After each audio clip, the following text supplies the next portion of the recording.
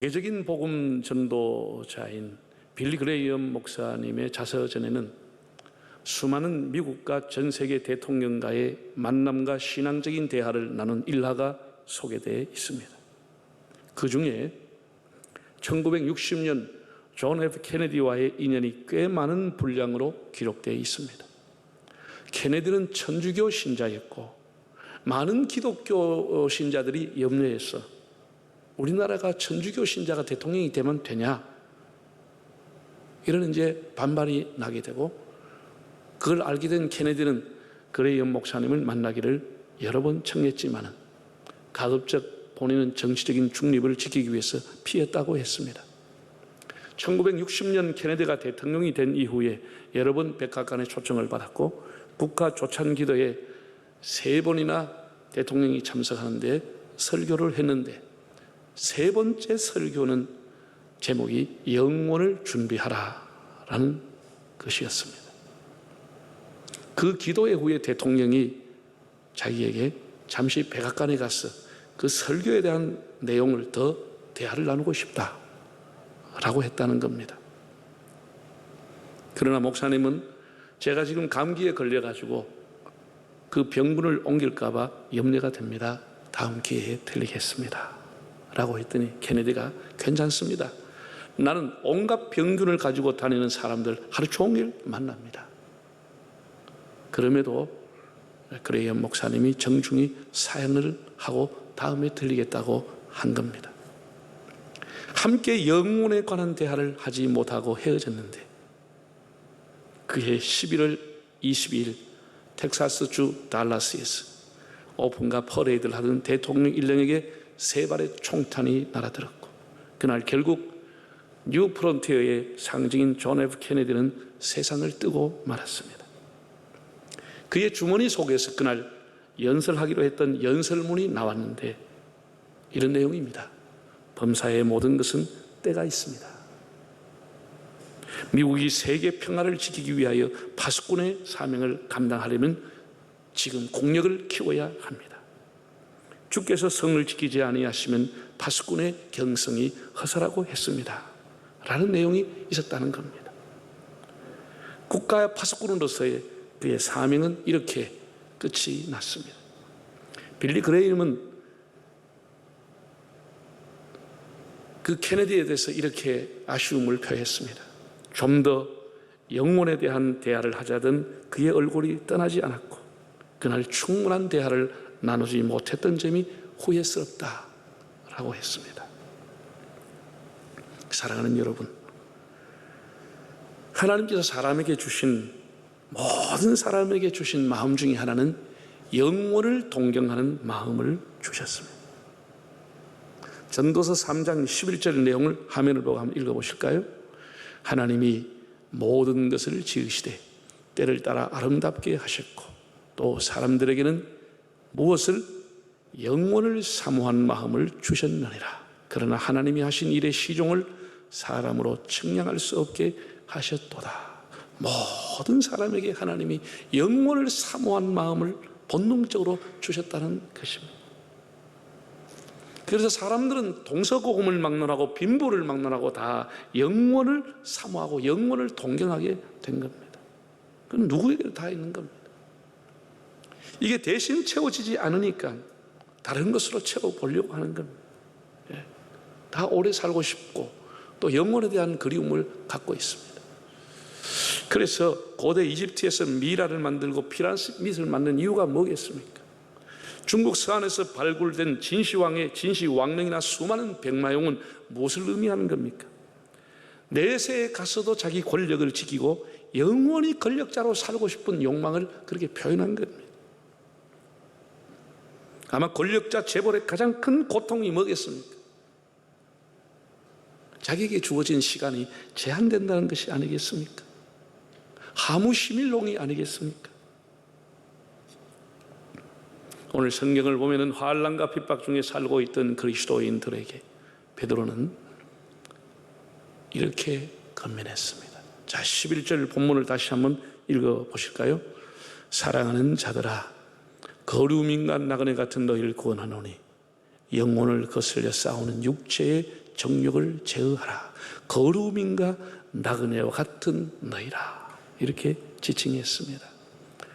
거류민, 헬라어로 보면 파레피데모스, 거류하는 외국인, 이방인, 순례자, 그런 뜻을 갖고 있고, 나그네는 파로이코스라는 단어인데 손님, 낯선이라는 뜻을 갖고 있습니다. 참 적절한 단어라고 봅니다. 이방인, 순례자, 손님, 이런 의미를 갖고 있습니다. 우리 이 땅을 살아가는 예수 믿는 사람의 정체가 뭐냐? 이 땅에서는 이방인이라는 거예요. 외국인으로 살아간다는 거예요. 낯선 사람으로, 순례자로 살아간다는 것입니다. 오늘 세 가지 말씀을 드리면서 하나님 주신 은혜를 받고자 합니다. 첫째, 우리 모든 그리스도인들은 영원을 사모하는 순례자입니다. 예수를 믿되 정말로 거듭나고 예수 안에 새 사람이 되면은 그 사람의 삶이 완전히 바뀌어집니다. 무엇이 바뀌느냐? 영원을 사모하는 사람으로, 내세를 생각하는 사람으로, 천국에 관심을 가지는 사람으로 바뀌어지게 되는 겁니다. 다른 말로 표현하면 땅의 시민인데도 하늘의 시민으로 살아가는데 더 많은 관심을 갖게 됩니다. 영원을 향해서 나아가는 성지 순례자, 필그림이 되는 겁니다. 주변 사람은 모르죠. 그렇게 가지려고 하던, 집착하고 애착하던 것 다 떠나는 겁니다. 우리가 솔직히 살아보지만 다 인생은 한 점입니다. 성경이 한 경점이라고 그랬습니다. 한 번 지나가는 바람입니다. 그야말로 아침에 피다가 떨어지는 꽃과 같고 이슬과 같이 사라지는 것이 인생임을 우리가 살아가면서 실감하지 않습니까? 꼭 가져야 될 게 뭐가 있습니까? 꼭 해야 될 게 뭐 있습니까? 그것도 하나님 허락하지 않으면 될 수도 없습니다. 여러분, 성경 다음으로 가장 많이 팔렸다고 하는 책이 존 버년의 철로 역정이라는 책입니다. 이게 참, 제가 영어를 잘 몰라서 모르겠습니다만 아무리 위대한 명작이라 할지라도 번역을 하면 명작이 안 돼버립니다. 이 번역하는 순간 그 정서와 맛이 다 떨어져 버리는 거죠. 그래서 요즘은 현대적인 배경과 언어로 재번역한 책이 나왔습니다. 이 존 버년은 영국에서 태어나서 정상적인 교육을 받지 못했습니다. 회심한 후에 감격에 겨워가지고 여러 곳에 가서 설교하게 됐습니다. 당시에 영국 국교에서는 국교에서 인정받지 못한 자가 설교할 수 없도록 법으로 정해놓았습니다. 그래서 결국 존 버년이 설교했다는 죄 때문에 12년 동안 감옥에 갇혔습니다. 기가 막히죠. 그 감옥에 있는 동안 5년 동안에 온갖 상상력을 동원해 가지고 필그림 프로그레스, 천성을 향해서 가는 그 코스, 소위 말해서 철로 역정이라고 하는 위대한 책을 만든 겁니다. 기독교 최고의 알레고리로 천성을 향해 가는 기독도 크리스찬이라고 하는 사람을 실감나게 표현했습니다. 멸망의 도시를 떠나서 무거운 죄의 짐을 향해서 천성을 향해 가는 사람, 곳곳에서 많은 유혹과 그의 발목을 잡는 것을 만나게 되는 그런 참 이야기를 기록을 했습니다.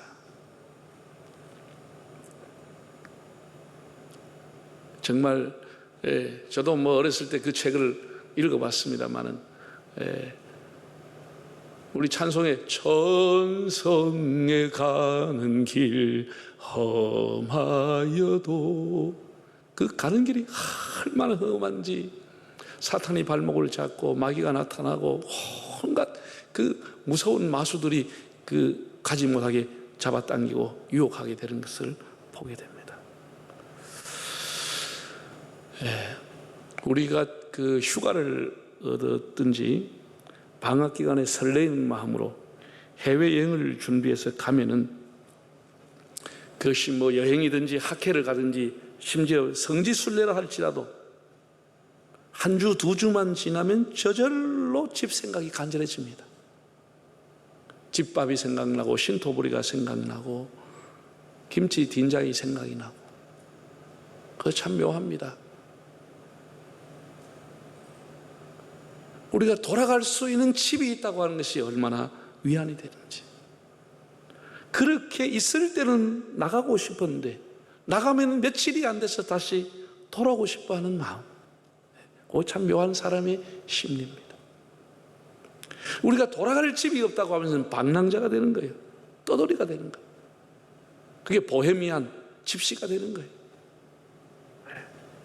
우리가 고생을 하고 힘들어도 보따리를 풀었다 접었다 해도 돌아갈 수 있는 집이 있다고 하는 것이 여행자에게 가장 큰 위로가 되듯이, 우리 인생의 순례자인 우리가 돌아갈 수 있는 하나님의 집이 있다고 하는 것이 얼마나 축복인지 모르겠습니다. 부르신 자들 얘기를 들어보면 억울하게 죽으면 그 영혼이 떠나지를 못하고 구천에 떠돈다 그러죠. 구천에. 그래가지고 뭐 그 억울함과 분노와 그 매듭과 한을 풀어주기 위해서 뭐 하죠? 굿하고 제사 지내고 묘를 이장하든지 그걸 해야 된다는 것이죠. 그리스도인은 그렇지 않습니다. 우리가 병들어 죽든지 순교하든지 예수 안에 죽으면 바로 하나님 나라 천국으로 돌아가는 겁니다. 돌아가는 겁니다. 전 세계에 파송되었던 대사들도 임기가 끝나면 다 본국으로 돌아오는 것입니다. 우리가 이 세상의 사명이 끝나면 구천에 떠도는 것이 아니고 하나님 앞으로 돌아가는 것입니다. 요한복음 14장 1절에서 예수는 이렇게 말씀했습니다. 한번 읽어보실까요? 너희는 마음에 근심하지 말라. 하나님을 믿으니 또 나를 믿으라. 2절에 내 아버지 집에 거할 곳이 많도다. 우리가 돌아갈 곳이 없는 것이 아니고 내 아버지 집에 거할 곳이 많도다 라고 했습니다. 우리 한국교회 성도들 지금 너무 잘 살아서 있는지 세속적이 있는지 내세 신앙이 약하고 영혼을 사모한 마음들이 희미해졌습니다.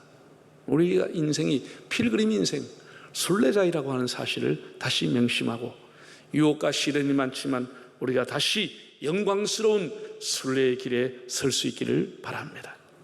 두 번째는 우리가 이제 그 먼 길을 가면서 내비게이션의 인도를 받아야 되는 겁니다. 세상이 많이 편리해졌죠. 많이 바뀌었죠. 제가 요즘 뭐 서울에서 보내는 시간이라든지 여러 지방을 방문하게 되는데 세상에 그 가보면은 내비게이션이 없이는 도저히 찾아갈 수 없는 그런 길도 있습니다. 그래서 뭐 마중을 나오겠다 혹은 어느 지역으로 오시라, 그럴 필요 없다고, 내가 내비 찍고 가겠다고, 그냥 그 장소에서 기다리시라. 그래서 참 놀라운 것은 여기에 주소를 딱 입력하면 딱 거기에 가는 거예요. 정확하게 가는 것이에요. 그러니까 이제 차에 있는 내비게이션은 한 번씩 업그레이드 하지 않으면 새로운 길이 안 나오는 거예요.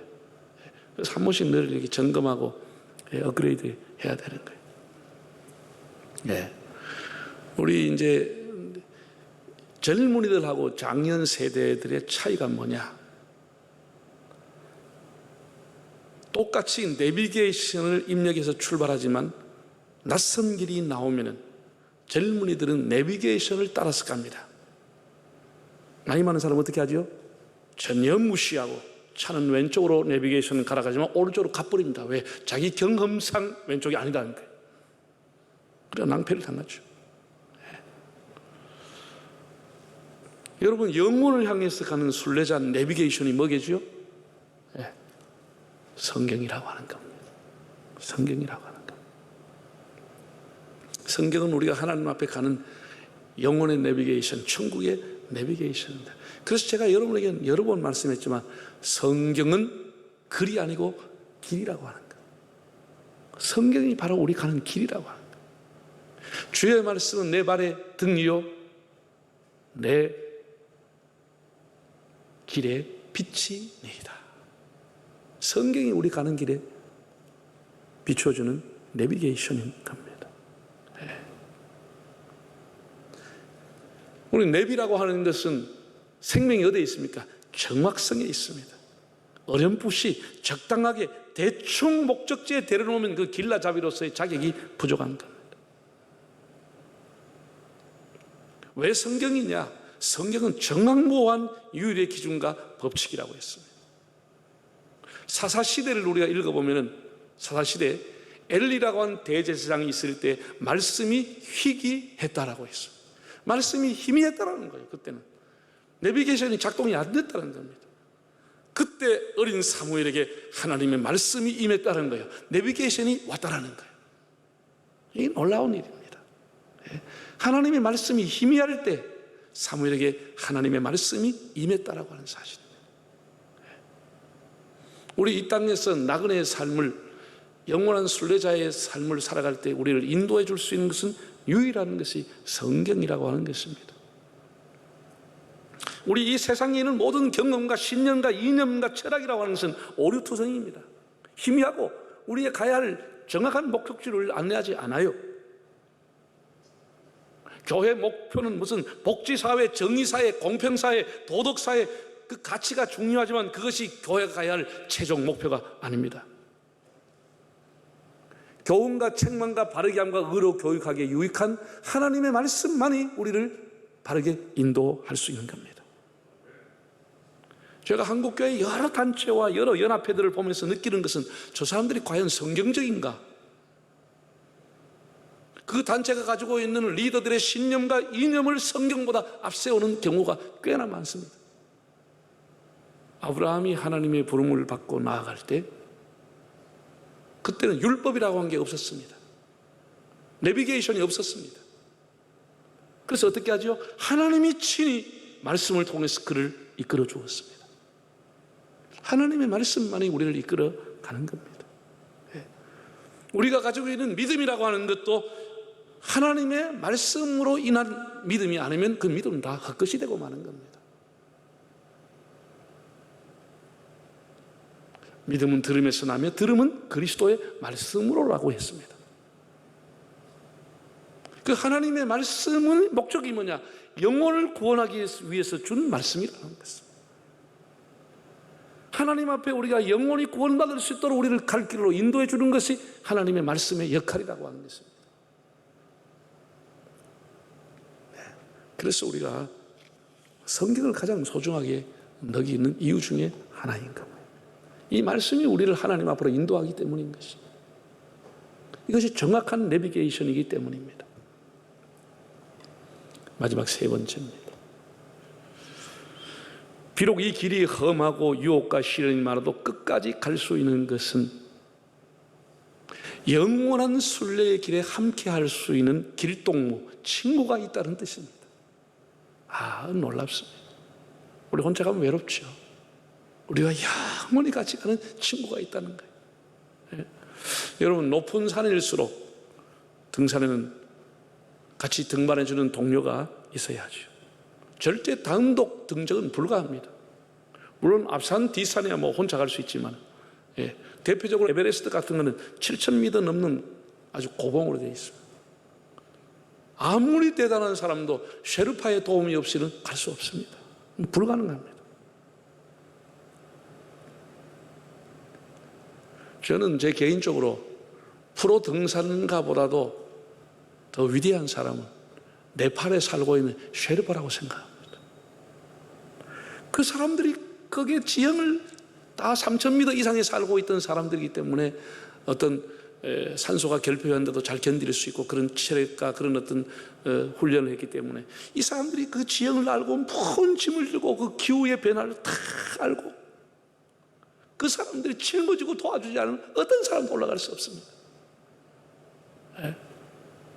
이 셰르파라고 하는 사람들이 참 산이라고 하는 잡지를 보면은요, 한 번 등반을 3,000m, 4,000m를 만나서 7,000m까지 올라가는데 2달 내지 석 달이 걸린다는 거예요. 그 도와주는데. 근데 이 사람들이 목숨을 걸고 그 무거운 짐을 메고 그 악조건 속에서 그 사람이 등반할 수 있도록 도와주는데 얼마 받느냐? 2달, 석 달 일하면 약 3,000불을 받는다. 약 300만 원 정도 받습니다. 참 기가 막히죠. 목숨을 걸고 그 주위에 300만 원 받고 도와줍니다. 그것도 많이 받는 겁니다. 근데 그 사람 도움 없이는 에베레스트 올라갈 수 있는 사람은 없습니다. 그런 셰르파, 길동무가 있어야 가능한 겁니다. 여러분, 우리 가는 길도 마찬가지입니다.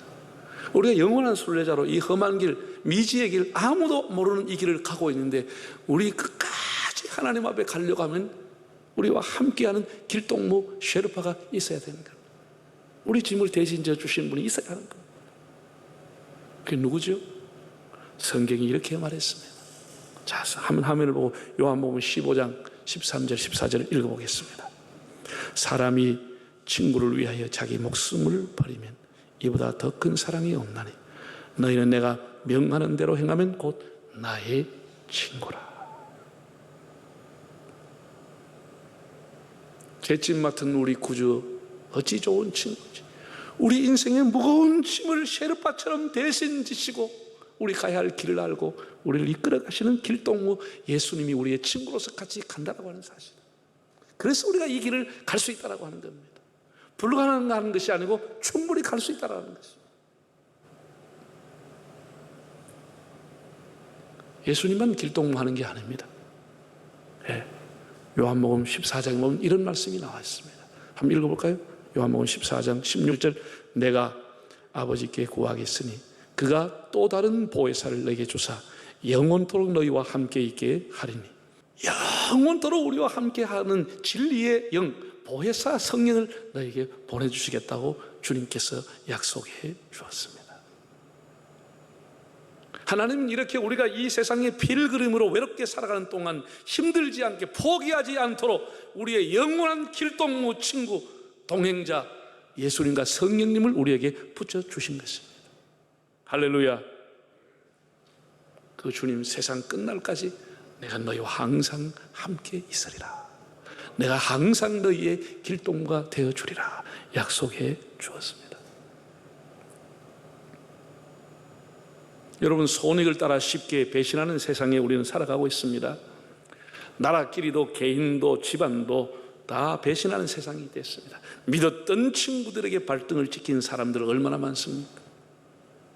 사람과 돈거래하고 비밀을 지키자고 말거래하고 심지어 몸을 주고 결혼을 약속해도 그 배신, 신의를 저버리는 사람들 때문에 분노와 억울함, 괴로움 속에 살아가는 사람들이 숱하게 많습니다. 지금부터 200년 전인 1819년 아일랜드 더블린에서 태어나서 명문 트리니티 대학을 졸업한 조셉 스클리븐이라는 사람이 있습니다. 그는 아름다운 아일랜드 여성과 약혼하고 행복한 날을 기대했는데 1840년 결혼을 앞두고 신부가 익사하고 말았습니다. 그를 잊으려고 캐나다로 갔습니다. 그러나 두 번째 약혼자도 결혼을 앞두고 계략으로 세상을 떠나게 됩니다. 그는 예수님을 더 가까이 하면서 독신으로 살기를 결심하고 캐나다 온타리오 포트호프에서 산상수훈처럼 산 사람이라는 별명을 얻을 만큼 귀하게 살았습니다. 1857년 아일랜드에 있는 어머니가 중병에 걸렸다는 소식을 들었지만 그 먼 곳까지 갈 수 없는 안타까운 마음을 한편의 시에 담았습니다. 자신의 아픔, 눈물, 좌절, 상처를 위로해 주시고 어루만져 주시는 예수님께서 그 친구 예수님이 어머니를 위로해 주시기를 그런 바라는 마음으로 그 시를 썼습니다. 나중에 찰스 컨버스라고 하는 사람이 곡을 붙여서 온 세계 그리스도인이 사랑받는 찬송이 되게 했습니다. 지금도 온타리오 고속도로변에 스크리븐을 기념하는 묘비가 있다고 합니다. 거긴 이렇게 적혀 있습니다. 위대한 박애주의자, 신실한 그리스도인, 죄짐 맡은 우리 구주의 작시자 여기 잠들다. 스크리븐이 만났던 이 진실하신 친구, 이 좋은 친구와 동행하지 않겠습니까? 지금도 누구든지 주의 이름을 기도하고 주의 이름을 부른 자 곁에 와 계시는 예수님, 성령님, 우리의 영원한 순례길의 동행자입니다. 사랑하는 성도 여러분, 복된 주일 아침입니다. 오늘 말씀을 정리하도록 하겠습니다. 마지막 화면을 우리 함께 보겠습니다. 우리 인생은 순례자의 인생, 필그림 인생입니다. 나그네와 같은 인생을 살아가는 겁니다. 너무 세상에 집착하지 말고 꼭 이것을 해야 된다, 그런 거 없습니다. 다 지나가는 점에 불과한 것. 영원을 사모하는 순례자로 살아가시기를 바랍니다. 우리의 가야 할 방향을 나침반처럼 인도하는 성경 말씀, 늘 여러분 가까이 하시고 묵상하시고 그 말씀에 순종하시기를 바랍니다. 그리고 우리 인생길에 영원한 길동무이시고 신실하시고 변함없는 내 인생의 무거운 짐을 대신 지시고 가시는 예수님, 성령님을 여러분의 길동무로 삼으시기를 바랍니다. 그래 저 천성으로 날마다 나아가시는 여러분의 삶이 되시기를 축복합니다.